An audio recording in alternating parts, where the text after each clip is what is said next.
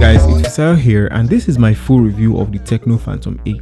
So I've been using this device for over a week now, and in this video I'll be looking at all the features and what you should consider before buying it. Also guys, I recently gave away 2 phones on the channel, and the winners are Timothy and Pelumi. If you don't want to miss giveaways like this, please make sure you subscribe to the channel, you have notifications turned on, and to get first-hand updates on anything I'm doing, please follow me on Instagram and Twitter. And without further ado, let's begin.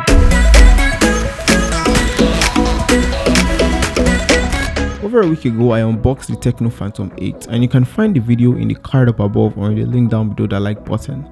We went over the specs and the build quality and design, but what does it actually feel like using this device, and is it worth all that money you'll be spending on this? We're going to be looking at that in this video, and don't go anywhere. I'll start with the overall design and build again. Yes, this is a well-designed phone by TECNO, but I couldn't just find myself using it without the case. The Phantom 8 is 7.9mm thick, and although that figure isn't slim for a phone quote unquote, it actually looks slimmer in person. Another great addition to this device is the USB-C port that charges fast, and we'll have more on the battery life later in the video. The Phantom 8 is sporting a glossy back with dual cameras, tri-flash, and the fingerprint reader. It comes in Galaxy Blue, Champagne Gold, which we're using in this video, and Phantom Black. The display on the Phantom 8 is also decent. You have a standard TECNO Fashion iOS skin running on Android 7.0 with the fluid animations and heavily skinned apps. The display is also very saturated, and I didn't really think that was a problem. It's a 1080p display, and it can also get very bright as well, and the colors pop out. Some tech review sites quoted this at 403 ppi, but on Geekbench I was getting 386 ppi. Watching videos on the Phantom 8 was also nice. I've seen higher resolution displays and I've seen lower resolution displays than this, but the thing is, you're pretty much going to be satisfied with this display as far as quality goes.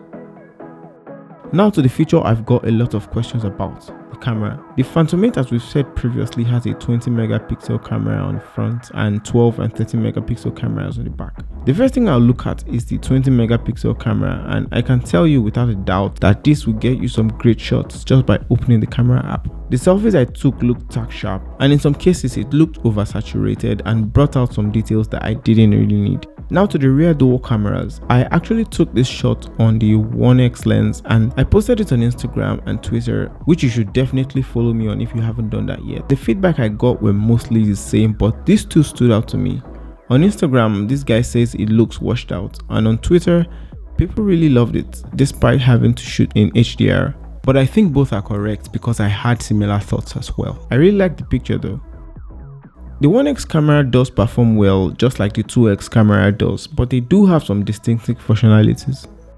TECNO also has a refocus feature for the back camera of this phone, and I kind of felt that it wasn't that superb at what it was meant for. However, I think this is something that can easily be fixed with software updates. That being said, the cameras are no joke at all. The shots I took were detailed and sharp, as you'd expect from a flagship. However, I noticed that the 2x zoom camera had more saturation, and I did put it to the test. This wall is the same color in real life, but the 1x camera seems to be less saturated than the 2x camera. Actually, it is.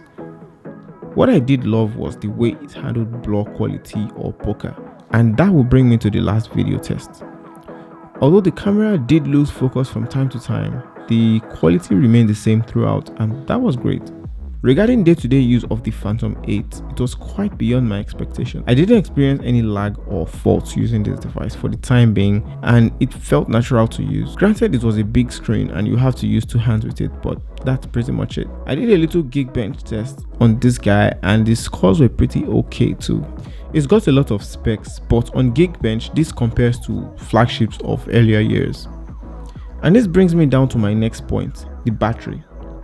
So in my first impressions video, I said that the battery of the Phantom 8 could have been better, and here's just a quick recap of what I said. The battery capacity is 3500 mAh, and I felt they could have gone a little higher.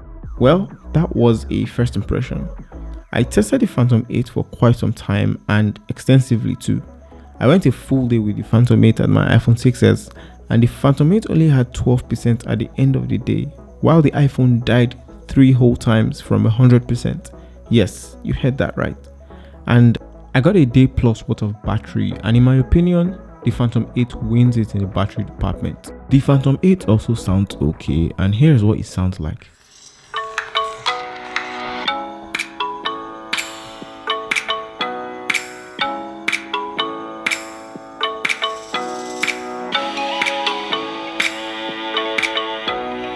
So the Phantom 8 is Tecno's flagship for this year. It's certainly the most expensive smartphone Tecno makes right now, and it's priced at a whopping 128,000 naira, which when converted to dollars is approximately $360.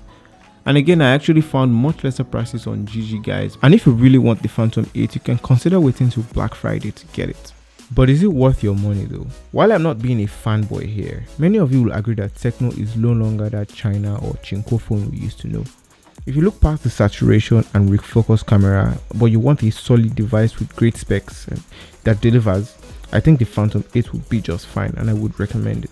Please leave a like if you enjoyed this video, and also leave a comment down below if you have any questions for me. Don't forget to subscribe to the channel, and also guys, you can share this video as well. You never know who may consider getting the Phantom 8.